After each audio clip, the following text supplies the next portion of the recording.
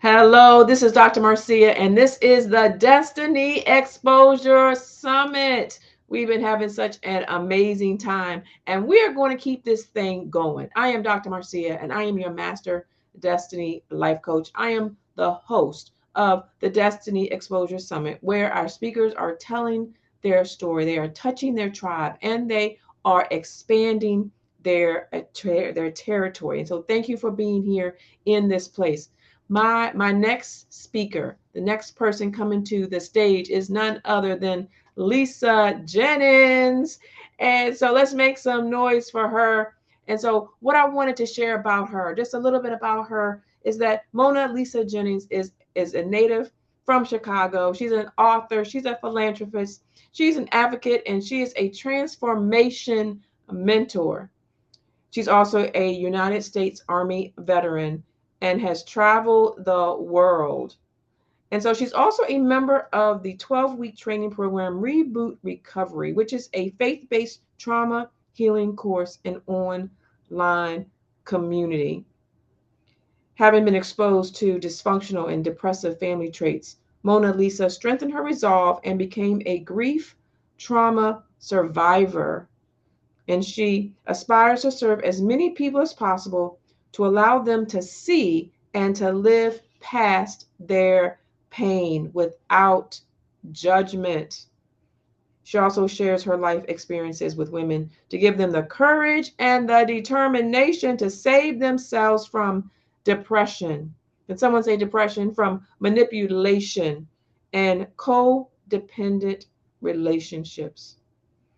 And by participating in various medical modalities and alternative healthcare, Mona Lisa also uses her experiences as a testimony to motivate women to health and to wholeness.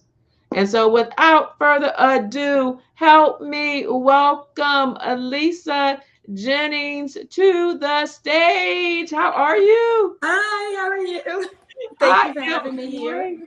It is so good to have you here. And don't you look great? You look very radiant.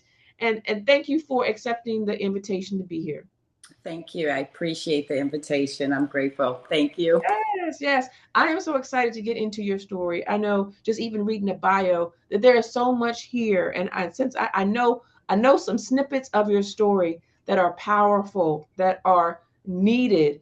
And those that are watching, y'all get ready to hear the, I'll call it a story. It is a story, but it's your life.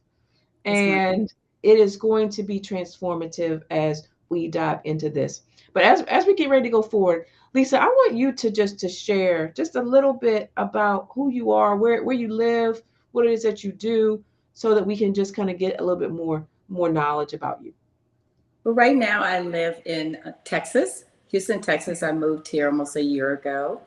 I am right now, I'm working with writing and my coaching, and so I can speak and inspire and help other women to get past their trauma and grief, to see things in a new light, to be a better you.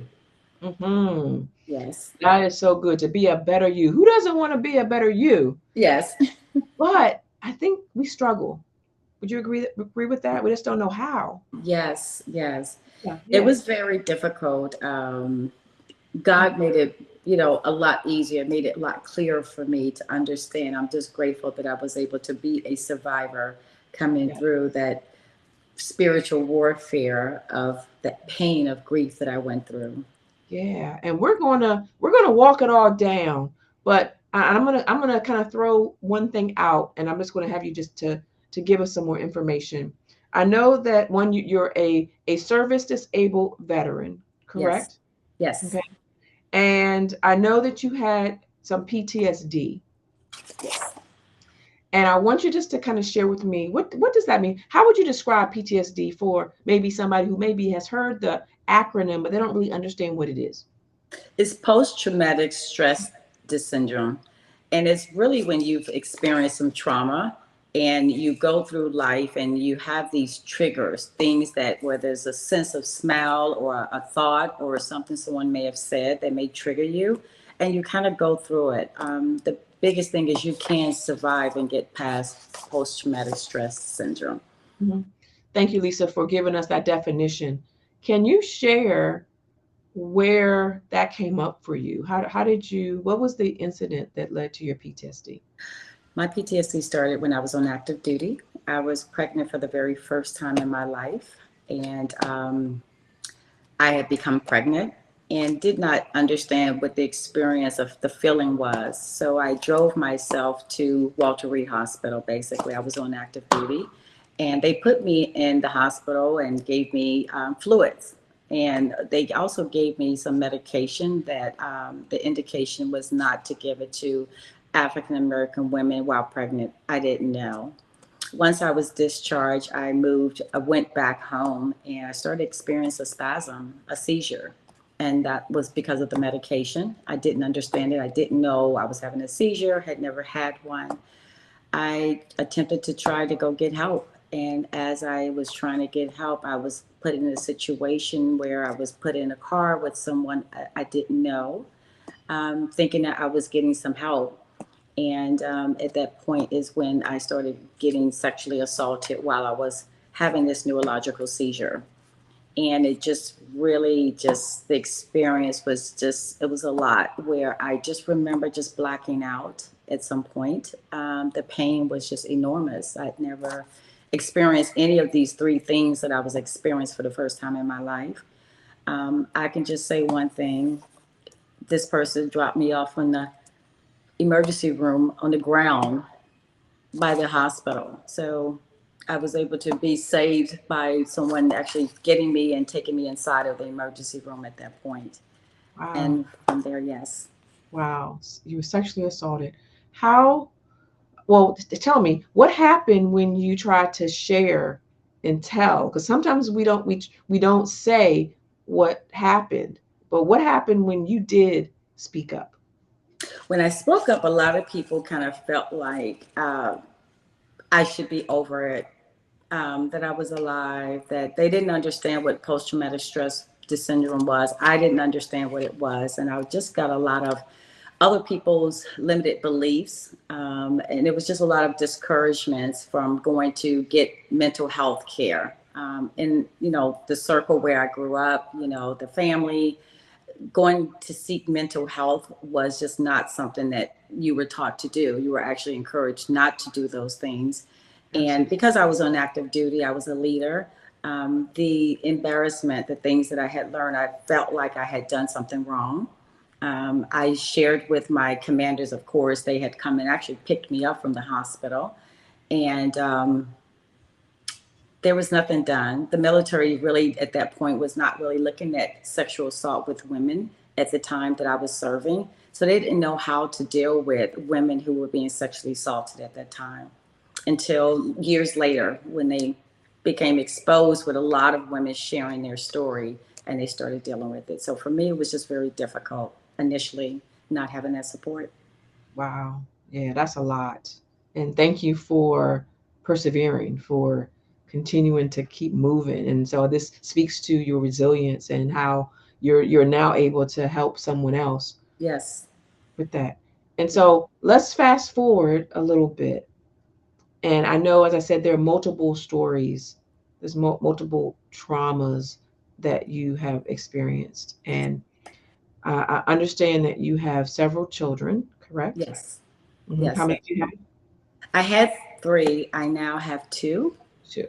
Yes. Can you share with me, um, what happened there? My youngest son, I was going through a divorce and not understanding the situation that I was in during the divorce. It was narcissism from my ex spouse. I didn't understand what that was. I didn't understand I was living through narcissism through this divorce. And my spouse was actually manipulating the children. I understand now that in order to do the things that he wanted to do to affect me, it affected everyone else. My children, my boys, he actually had them coming out. And I guess, when you get intoxicated, so he would take them out, they would be intoxicated. He would share things that wasn't true, the manipulation. And this night was my birthday. It was supposed to be something powerful and strong for him, what he called my demise, because my birthday. So the day after my birthday, I saw my son. Not even 12 hours later, I get a knock on the door that my son was involved in an automobile accident, and he did not live. So it was very devastating. It was a lot. It was a lot that was involved. It wasn't just a simple car accident. He was more than 2 times the limit intoxicated after leaving his father. Mhm. And at this time, where he was living in the state of Maryland, there was construction going on, and God was all in it. God was all there. They were doing construction. There was someone sitting in the median waiting to go across. They were not anticipating my son breaking formation. He broke formation. He sped. The truck that came across the median jumped his car, and the person that was in there was actually an illegal immigrant. This illegal immigrant had been stopped by law enforcement in the state of Maryland several times before, and he's Mhm. been released. They didn't want to deal with intoxication. They didn't want to deal with immigration, so they released him. So, but this night, he was able to get out of his vehicle. He crossed over to the 4-lane highway, I understand, and he did get away. He did show up at the hospital, which wasn't far from the accident. I understand some people there that saw him. He ran away from the hospital after they acknowledged it, and he disappeared for 9 months. And when he came back, his wife and or girlfriend, immigrants do not have to disclose if they're married or their girlfriend. So the woman that called the police, she called because she was being beaten by him. She was Mhm. scared for her life. And so they actually set him up and they picked him up, told him they were going to pick him up the following day, and they did. Put him in jail. It was just even more devastating when he came back, because the only reason he got charged was because he left the scene of the accident with Mhm. blood coming out of his head. He made his way across that 4-lane highway because he knew what he had to do. I believe he was from El Salvador, is where he was from. Mhm. But he did not stay in jail. They had 4 charges against him. They dropped 2 right away. They really kind of focused on the idea that my son was intoxicated. This person was actually intoxicated that night. He was not charged for that. It was never brought up. So Mhm. the emotions that I was dealing with, it was just so frustrating, and thinking that, our laws, and I'm trying to get past this grief trauma with my son, and the fact that I'm living and going through this divorce, which at that point had been put on hold because I'm being gassed, is what they call it, gaslighting. My ex-spouse was gassing me, and he fed our son too much liquor in an effort to change the narrative of the story. He had other plans and things that he wanted to do, Mhm. and this person got off. They had 1 charge that stuck, and they said time served, and that was it. Yeah. And I just decided I just couldn't do any more pushing. I did contact ICE, and I acknowledged to them that we were in court. I gave them the case number. They actually told me that I needed someone else to corroborate my story. I was very furious. I'm a U.S. Army veteran, and I said that to them. I am a U.S. Army veteran. You're telling me you don't believe me? I'm giving you a case number. So I did give them other people to call. They did put him out of the country, and he came right back. They picked him up again. We went back to court, and I just continued to pray and just say, Lord, you got to take this because I'm done. I can't keep fighting this because this is bigger than Right. what I'm dealing with, and I needed to release it. The sooner I get past this trauma feeling, the quicker I can get to the other side. And so I released it to God. Yeah. Yeah. Wow. So first of all, I just want to offer my condolences for your son and for the journey. And what you've explained is, I feel the pain, the pain of loss, but then there's the pain of the law enforcement not acknowledging and doing due diligence to bring the persons to justice. And that's a whole nother realm of pain. It kind of Yeah. just adds, it stacks. Yes. And so as you are coming through the sexual assault, coming through the PTSD, coming through the loss of a child, coming through the grief, you now are a grief and trauma survivor and I want to say coach. Is Yes, that ma'am. correct? And Yes. a coach. And so I wanted just to ask you, what is your message after all of the stuff that you've been through? What is it that you want to share with someone, with other women who may be dealing with that narcissist, dealing with a sexual assault, dealing with PTSD? What do you say to them? I can coach you and show you how to be a better you. There's more to that. The fact that I learned to understand about understanding what limiting beliefs were, how other people will put their limiting beliefs on you, and it turns into manipulation, it turns into confusion, especially when you're in a space of pain, Mhm. and you hear so many cries and so many conversations, so many distraction things, and you just tend to spin out of control. I'm Mhm. just, I'm grateful that I learned to trust God. And Mhm. at that moment, it was so deep that I just had no choice. I had a choice. I had a choice. Mhm. And I made a choice to trust God, Mhm. and I released it to God, and I allowed that pain to just kind of come through. It was actually during COVID also, which Mm. was something else put on top of it because it was very difficult trying to get support that was out there for me. But I had to continue to persevere and to hold on. And I got that support. I want Yeah. to share to other women, you can get past this. I Mm. can coach you. I can show you all the things that I did, and it was real to show you how to be a better you. You don't have to be a statistic.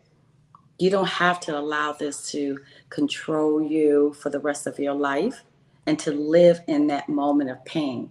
The thing that I learned, Dr. Marcia, to all the ladies that's going through this pain, he didn't die today. He wasn't killed today. He was killed October the 10th, 2019, the day after my birthday. That's when he passed away.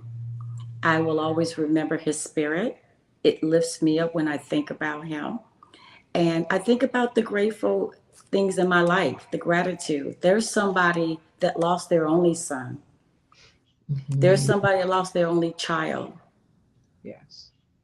I still have another son, have my daughter. My son who passed away has three babies. I Mm. was blessed with, after he passed away, I was blessed with two more grandkids. So I have a total of 10 now. And Oh. I really feel like, just God just has things happen for a reason. As I said, God was all up in that situation. I learned a lot, and I'm here to live and to help and serve another woman who needs that help. That's what I do for the Yes. rest of my life. Yeah, so powerful. And Yeah. as you have gone on this journey, I understand that you have been a part of an anthology. Can you Yeah. share a little bit about that project? So that project, Lord, I told you, God is all up in this life thing with me. Um, I moved to Houston almost a year ago. It was not my intent. I came here not knowing anyone. I was living in a hotel. I got an invitation to be a mentor for the TAPS program. It's a military program, tragedy assistant program that they have for the military. I was asked to be a mentor for a grief trauma camp for children. And I Mm. really did. I said, Lord, how are you asking me, sending me an email to be a mentor, a grief trauma for some children because someone committed suicide, which is October, my birthday month. I went to Dallas. I was a mentor for those children, and it was the most amazing experience. I went through that during my birthday, the day after my birthday, being with children who were survivors because someone had committed suicide. It was Mm. like the most amazing experience for me. So I decided I would continue. I met a peer veteran there, and she invited me when we got back to Houston to go to another event. I got there and I met Dr. Shana. Dr. Mm. Shana had already done two other anthologies. This is her last one, the trilogy. And the name of the anthology, When Destiny Needs an Intervention, the Mm. moment God disrupts your life. I was said, okay, Lord, if this is what you want me to do, I'll do it. And I did it. I Yeah. wrote in the anthology, and I'm just so grateful to be able to do that. It Yeah. actually helped me a lot to help with my healing, with the process, and to really see it in writing what I went through. And I'm grateful for that, for my life, for the Holy Spirit to even have me here, to have Mhm. the ability to share with another woman and to help them through this, to be a better you. They can, Amazing. you can be a Amazing. better you. You can. Yes, you can. Yes, you can. And tell me, what was the name of your chapter in this anthology? Grief to grace. Grief to grace. Grief to Grace. Grief And to I want you grace. to share just a little bit of something in that chapter that you want the viewers to know. It was a lot that I needed to learn through that grief process. It wasn't just the grief of my son, it was the grief of the family, the loss of the love, the loss of everything that I thought was real.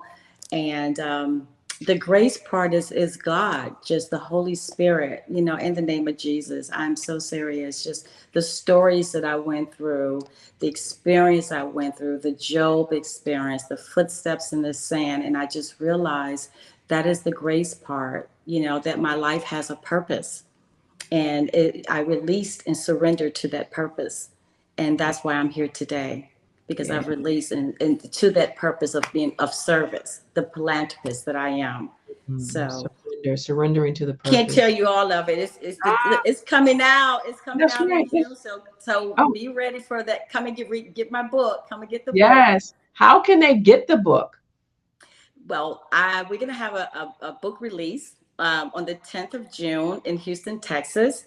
I have the information I can send out on my website, my LinkedIn page, Essence of Vibrations, in my LinkedIn page.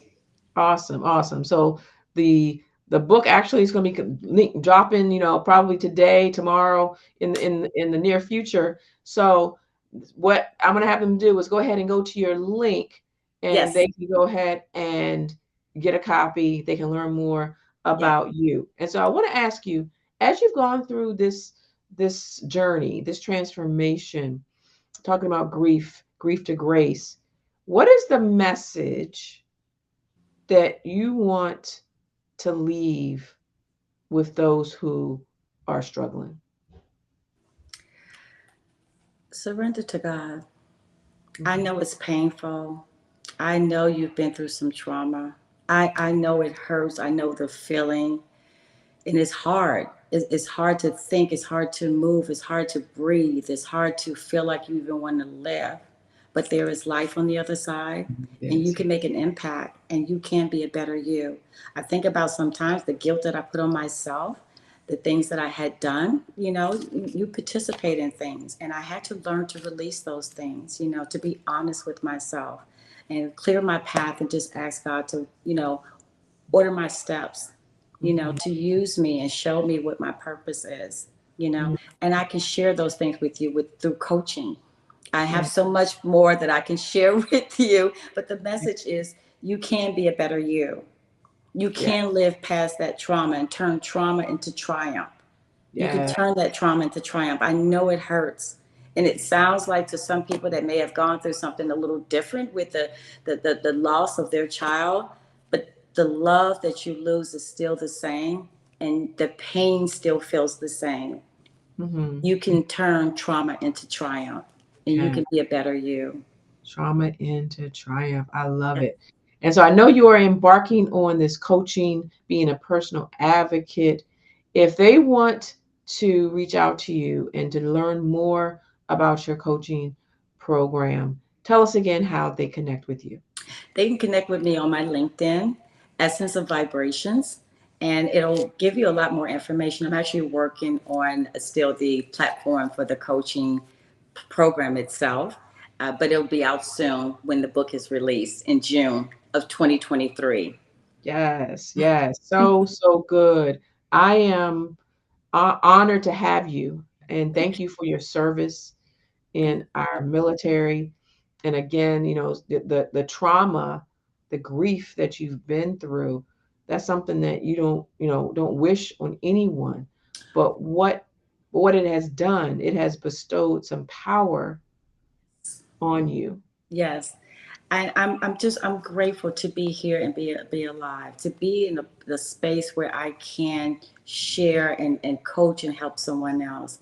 As a matter of fact, one of the things that I did going through this process I was going through, God put me in a situation where I lived right by a lake, and I had the ability to ride a boat every day. And I invited some women that I knew that had lost their child and children there. And we had a wonderful weekend. It was just an opportunity for them to just see that they're worthy, that they're still loved, to just let's do something together. And we just had a wonderful time. So I want to continue to do those things to help these women put a smile back on your face because you're still loved and worthy. Yes, To be a absolutely. better you, to be a Be a better you. better you. Yeah, so very powerful. Thank you so much Thank for sharing, you. Lisa. And I look forward to getting a copy of the book. I look forward to hearing you speak again. I look forward to hearing all about your coaching program when it Yes, ma'am. drops. And I see you smiling and laughing. And so that is so encouraging for those women who have had major loss, to see someone who has gone through all of the of, of the lows, but you're still able to come up, you're still able to live, you're able to laugh, Yes. and now you're going to be able to lead the Yes. women who need exactly what you have, not only in here but in here. In here. And it starts here. And Mhm. and I'm ready for this. And I'm Yeah, just so grateful for that. This smile, this feeling that I have of peace, yeah, and it just feels really good. I'm still alive. My son's spirit, we're all spirits. I realize that we are all spirits. We started that way, we'll always be a spirit. He's still a spirit. His spirit is still resonating. As long as I want to feel that spirit, I can bring it up anytime I want to. yeah. I don't have to allow that pain to control me in my life. Um, so that's where this smile comes from. He made me smile. Absolutely, absolutely. I'm happy. He was 24 years old. I had 24 years with him. I'm grateful. I'm grateful for all the moments. I wouldn't change anything. I wish I had done things different, but I wouldn't change anything in my life at this point where I am right now. To be in a place to be able to help one woman, if it's just one, Just I'm grateful. If it's just one, if it's just one, one, just I'm one, here for you. just That's one. what I'm here for the rest of my life is to serve you, Yeah, to make a better you. I want to exactly. share all these secrets and show you where this smile came from. Yeah. So, so good. Thank you, Lisa, for Thank being you. on the summit. And as I said before, I look forward to hearing all that's coming down the pipe for you. Yes, ma'am. Thank you. And I'm so grateful for you, Dr. Marcia. I am just thank you. I thank God for allowing you to be here, to use you, to your voice, your ability to give this platform for someone like myself to be able to share my story. Thank you. Absolutely. All right, Thank until you. next time, take care. Thank you. You too. Bye, everyone. And there you have it, Lisa Jennings, such a powerful story. You can go ahead and contact her on her LinkedIn page at Essence of Vibrations. And so stay tuned for more.